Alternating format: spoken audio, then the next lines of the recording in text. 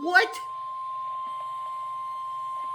The following is a high wind warning from the National Weather Service, which includes the following counties in Illinois: Central Cook, DuPage, Northern Cook, and Southern Cook.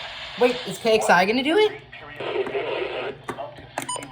The following is a summary of watches and warnings: DuPage, Grundy, Kane, Kendall, Northern Cook, Southern Cook, and Southern That's Cook rare counties. then. That's rare. No, this is wrong. Damaging winds will blow down trees and power lines. Widespread power outages are expected. Travel will be difficult, especially for high-profile vehicles.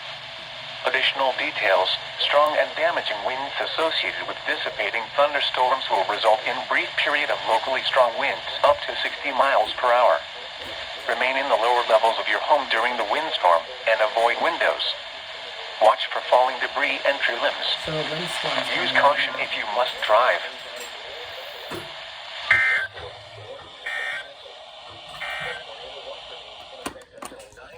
I'm gonna.